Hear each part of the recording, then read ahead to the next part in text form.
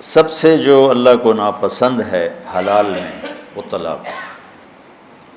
حضرت علی سے آپ نے فرمایا، علی طلاق دینے سے بچنا، جب طلاق دی جاتی ہے اللہ کا عرش کانپ اٹھتا ہے۔ جب بے وجہ طلاق دی جاتی ہے، ضرورت کی وجہ سے تو اللہ نے رکھی ہے کہ بھئی نہیں گزارا ہو رہا، ٹھیک ہے۔ تو اب ہمارے ہاں دو انتہا چل رہی ہیں، ایک جو زیادہ اپر کلاس ہے، تھوڑا سا لڑکی لڑکے میں توڑ پھوڑ ہوئی، طلاق دو ہمیں فرق کرو، یہ بھی غلط ہے۔ اور ایک تھوڑا جو نیچے طبقہ ہے، لڑکی پس پس کے مر جائے، نہیں طلاق نہیں لینی اتھے ہی گزارا کر، طلاق نہیں لینی اتھے ہی گزارا کر، یہ دونوں باتیں بڑی ناجائز ہیں، بہت نامناسب۔ اللہ نے طلاق اس لیے تو رکھی ہے کہ کہیں لڑکی ایسی بدتمیز ہوتی ہے کہ لڑکے کی زندگی حرام کر دیتی ہے، اور اکثریت سسرالی ماحول ایسا ہوتا ہے کہ اس بچی کی زندگی حرام ہو جاتی ہے، وہ گھنٹوں رضائی میں سر دے کے روتی رہتی ہے، اور ماں باپ سے کہتی ہے تو نہیں بابا تم جتھے ڈولی اترے اتھو ہی جنازہ اٹھے، یہ کیسی بے وقوفوں والی بات ہے۔ بھائی وہ اس پر ظلم کر رہے ہیں، زیادتی کر رہے ہیں، تو بچی تیرا جگر ہے، واپس لے، واپس کیوں نہیں لاتے؟ پھر ان کھوائیں گا کہ پھر یہ شادی کتنے کریں گے؟ یہ دو چیزیں ہیں جو رکاوٹ بن جاتی ہیں کہ نہیں بات تو گزارا کر جا مر جا۔ تو اس لیے میرے نبی نے فرمایا، تو میں بتاؤں سب سے اعلیٰ درجے کا صدقہ کیا ہے؟ سب سے اعلیٰ درجے کا صدقہ ہے جس کی بیٹی کو طلاق ہو جائے اور وہ گھر واپس آ جائے، اس پر خرچ کرنا سب سے اعلیٰ درجے کا صدقہ۔ میرے نبی نے ایک کماری سے شادی کی، باقی سب یا بیوہ یا طلاق یافتہ، یا بیوہ یا طلاق یافتہ۔ ہمارا ہندو کلچر ہے، بچی کو طلاق ہو جائے وہ سسک کے دیواروں کے ساتھ زندگی گزار دیتی ہے، اس کو کوئی رشتہ نہیں آتا، تو کوئی ایک آدھ بچہ ساتھ ہو پھر تو بیچاری وہ نہ وہ جیتی ہے نہ مرتی ہے۔ میں چاڈ گیا، ایک غریب ملک ہے، اصل ان کی عرب ہے لیکن وہاں رہتے رہتے وہ افریقی رنگ غالب آ گیا ہے۔ جیسے جبوتی گیا، وہاں بھی یمن سے عرب آباد ہوئے، اور وہ اب ان کی شکلیں کالی ہیں، نقش عربوں والے ہیں، ایسے ہی چاڈ والے بھی شکلیں کالی ہیں، نقش عربوں والے ہیں۔ ورنہ جو حبشی ہیں نا، ان کو کوئی ناک ایسے ہوتا ہے، کوئی کان ایسے ہوتا ہے، اللہ نے عجیب وہ مخلوق بنائی ہے، ہمیں شکر کی نعمت سے نوازنے کے لیے کہ تمہیں بھی ایسا بنا سکتا تھا۔ تو وہاں پتہ چلا کہ بڑا بھائی طلاق دے دینا اپنی بیوی کو تو چھوٹا بھائی عدت کے بعد اس سے نکاح کر لیتا، کوئی لڑائی نہیں۔ 8 بچوں کی ماں بیوہ ہو جائے یا طلاق ہو جائے تو عدت کے بعد فوراً 8 بچوں سمیت اس کی شادی ہو جاتی، اس کو قبول کر لیتے۔ ادھر معصوم بچہ ہوتا ہے نا، ایسی بچہ نہیں لینا، صرف لڑکی لینی، ایسی بچہ نہیں لینا، بڑا ظلم ہے، بڑا ظلم، بڑا ہی ظلم ہے۔ تو بیچاری تڑپتی، وہ آخر ماں ہی ہے نا، تو اس بچے کو تو ہم نے نکالنا ہی۔ ہاں شادی کب کریں گے؟ جب بچہ ہم نے نہیں لینا، بس صرف لڑکی کو لینا ہے۔ وہ بیچاری راتوں کو کبھی تڑپے گی، کبھی دن میں تڑپے گی۔ وقت کے ساتھ ساتھ زخم بھر جاتا ہے، لیکن یہ بڑی قاتلانہ معاشرت ہے، اور اس پر ہمارے ممبر سے کوئی بات نہیں ہو رہی ہے۔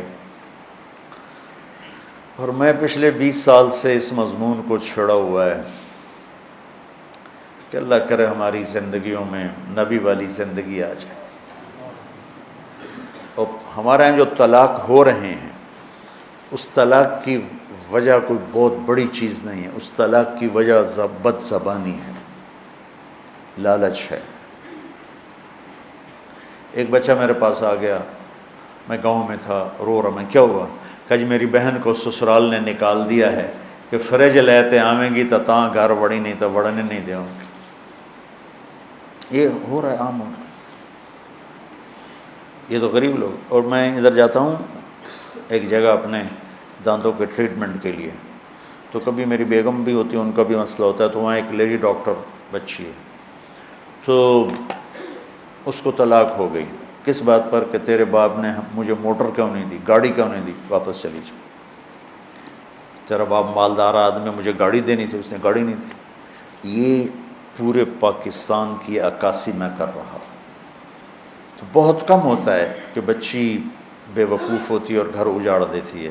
عام طور پر یہ مسئلہ سسرال کی طرف سے اٹھتا ہے، اور میرے اللہ کو ناپسند ہے، میرے نبی کو ناپسند ہے طلاق دینا۔ لیکن اگر کسی وحشی سے واسطہ پڑ جائے یا کسی بدتمیز لڑکی سے واسطہ پڑ جائے تو پھر اللہ نے رکھا ہے کہ اس کو الگ ہو جاؤ۔ پھر الگ ہو تو اس کو لڑائی نہ بناؤ، دشمنی نہ بناؤ، یا تو دشمنیاں بن جاتی، لڑائیاں بن جاتی، بائیکاٹ ہو جاتے ہیں۔ عرب کی معاشرت میں اب بھی طلاق ہو جائے تو اس بچی کے لیے کوئی مسئلہ نہیں، اس کی فوراً شادی ہو جائے گی۔ ہماری بچیوں کو طلاق ہو جائے وہ دیواروں کے ساتھ لگ کے زندگی گزار دیتے، ان کو کوئی پوچھنے والا نہیں ہوتا، چاہے قصور مردوں کا ہو، عام طور پہ مردوں کا قصور ہوتا۔ تو یہ بہت اس وقت حساس مسئلہ بن چکا ہے، پورے ملک میں طلاق کی شرح بہت بڑھ گئی کہ برداشت نہیں ہے۔ والدین اپنے بچوں کو برداشت نہیں سکھاتے۔ میں نے جتنے سال تمہارے ساتھ گزارے، میں تمہیں یہ ایک، میری ساری باتوں کا اگر خلاصہ تو ایک چیز ہے کہ لوگوں کی برداشت کرنا سیکھ لو۔ وہ لوگوں میں بیوی ہو، باپ ہو، بہن ہو، بھائی ہو، دوست ہو، پڑوسی ہو، اپنا ہو، غیر ہو، برداشت کرنا سیکھ لو، آپ کی زندگی خوبصورت ہو جائے گی۔ اگر جواب دینے شروع کیے تو زندگی کا حسن سارا ہاتھوں سے نکل جائے گا۔ جب آپ نے نبوت کا اعلان کیا تو آپ کی 2 بیٹیاں حضرت رقیہ اور ام کلثوم، ان کا نکاح ہوا تھا ابو لہب کے بیٹوں کے ساتھ، چچا تھے نا ابو لہب۔ تو جب آیت آئی تبت یدا ابی لہب، تو اس نے آ کر اپنے بیٹوں سے کہا کہ راسی فی رؤوسکما حرام، میں اس گھر میں قدم نہیں رکھوں گا جب تک تم محمد بن عبداللہ کی بیٹیوں کو طلاق نہ دے۔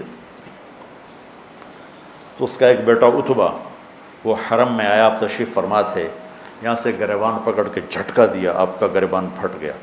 وہ کہنے لگا تیری بیٹیوں کو طلاق ہے۔ طائف کے پتھر کھائے اور بد دعا نہیں کی۔ جب یوں بیٹی کی طلاق بھرے مجمع میں سنی تو کہا اچھا، میں اللہ سے کہتا ہوں اپنا کوئی کتا تیرے اوپر چھوڑ دے۔ اتنے دکھی ہوئے کہ اس کے لیے بد دعا کی۔ تجارتی قافلہ شام جا رہا تھا، اس میں عتبہ بھی تھا، تو ابو لہب آیا، دیکھو میرے بیٹے کو محمد نے بد دعا دی ہے، اور اس کی باتیں خالی نہیں جاتی، اس کی حفاظت کرنا، کوئی اس کو کچھ ہو نہ جائے۔ ایمان مقدر میں نہیں تھا اور بات پہ اعتماد اتنا تھا۔ جب یہ قافلہ زرقاء اترا تو ایک شیر آیا اور اس نے یوں سب کو دیکھا ایسے، تو عتبہ چیخنے لگا، یہ محمد کی بد دعا آ گئی، یہ محمد کی بد دعا آ گئی، اور یہ مجھے مار دے گا۔ میں کہا پاگل ہے، ہم 300 آدمی ہیں، کیسے تجھے مار دے گا، ہم تیرے پہرے دار ہیں۔ انہوں نے سارے اونٹ کے پالان کٹھے کر کے اونچا مینار سا بنا دیا، اور اس کے اوپر اس کو سلایا اور خود چاروں طرف بیٹھ گئے پہرا دیں۔ اللہ نے سب کو سلایا۔ شیر آیا اور ایک ایک کو سونگا، چھوڑتا گیا چھوڑتا گیا چھوڑتا گیا، سب کو چھوڑ دیا۔ کتنے تھے مجھے کہیں ملے نہیں، کیونکہ 150-200 تو ہوتی تھے جب قافلہ چلتا۔ پھر اس نے یوں اوپر دیکھا، یوں سونگا اور پھر ایک چھلانگ لگائی، وہ سیدھا اس کے اوپر، اور جاتے اس کے منہ، اس سر اور منہ کو اپنے منہ میں لیا اور ایسے کچل دیا جیسے قیمہ بنا دیا جاتا، کھایا نہیں، بس ایسے کچل کے چھلانگ لگا کے واپس چلا گیا۔ تو میرے عزیزو بہت برا حال ہے۔ اللہ تعالیٰ نے درجے مقرر کیے ہیں کہ دیکھو اگر تمہاری بیوی نافرمان ہو رہی ہے تو اسے سمجھاؤ، فَعِظُوهُنَّ، اسے سمجھاؤ، پیار محبت سے، واز ہوتا ہی پیار محبت سمجھاؤ۔ وَاهْجُرُوهُنَّ فِي الْمَضَاجِعِ، پھر بھی نہ سمجھے تو اس کے ساتھ سلوک اچھا رکھو، لیکن رات کو سوتے ہوئے بستر اپنا باہر لے جاؤ، دوسرے کمرے میں سو جا، تاکہ اس کو احساس ہو کہ میرا خاوند تکلیف میں ہے۔ وہ پھر بھی نہ سمجھے تو اسے ایک آدھ تھپڑ سمجھانے کے لیے مار دو، یہ نہیں کہ سوٹے لے کے کھڑے ہو جاؤ کہ جسم پہ نشان بھی نہ پڑے اتنا۔ وہ پھر بھی نہ سمجھے تو پھر کیا کرو، پھر بھی طلاق دینے میں جلدی نہ کرو، پھر یہ کرو کہ ایک آدمی خامند کی طرف سے آئے اور ایک آدمی لڑکی کی طرف سے آئے اور دونوں بیٹھ کر کوئی حل نکالیں اور اس مسئلے کو ٹھیک کرنا چاہیں تاکہ طلاق نہ ہو۔ پھر بھی اگر نہیں ہو سکتا تو پھر بیوقوف بن کے 3 طلاق مت دو، 1 طلاق دو، 1 طلاق دو، شاید اس کو احساس ہو جائے۔ پھر بھی وہ نہیں باز آتی تو چھوڑ دو، چونکہ جو کام 3 طلاق نے کرنا ہے وہی 1 طلاق نے کرنا ہے۔ 1 طلاق سے بھی بیوی سے آپ کا نکاح ٹوٹ گیا، لیکن آپ کو ایک سہولت حاصل ہے کہ اس کے بعد اگر آپ چاہتے ہیں کہ ہم دوبارہ صلح کر لیں، لڑکی صلح کر لے، تو آپ دوبارہ نکاح کر لیں گے۔ عدت کے دوران تو دوبارہ نکاح کرنے کی بھی ضرورت نہیں ہے، اور اگر عدت گزر جائے پھر آپ نکاح کر سکتے ہیں۔ لیکن چھوٹتی 3 طلاق دے کر آپ اپنا راستہ بند کر لیتے ہیں، پھر پوچھتے پھرتے ہیں۔ ایک بندے نے اپنی بیوی کو 3 طلاق دی اور مولانا صاحب کے پاس، کسی مولوی، ہر قسم کے لوگ ہوتے ہیں، کہ مولانا صاحب میں بیوی نے 3 طلاق دے دیتی، کوئی کی فتویٰ ہے؟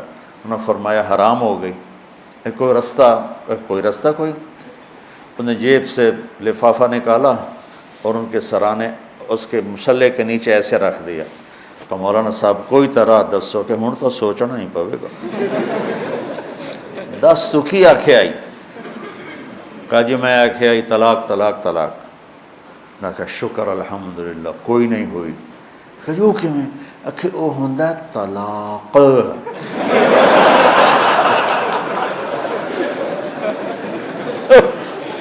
اور تو آکھیا طلاق طلاق طلاق، وہ چھوٹے کاف نال ہے، وڈے نال نہیں ہے، جا موجہ کر۔ پھر ایسی مصیبتیں وجود میں آتی۔ اللہ نہ کرے تمہارے گھر اجڑیں اور طلاقیں ہوں، لیکن اگر ایسا موقع آ جاتا ہے تو اللہ کے واسطے اپنی بچی کو پریشرائز نہ کرو، بس اتھے گزارا کر، اتھے گزارا۔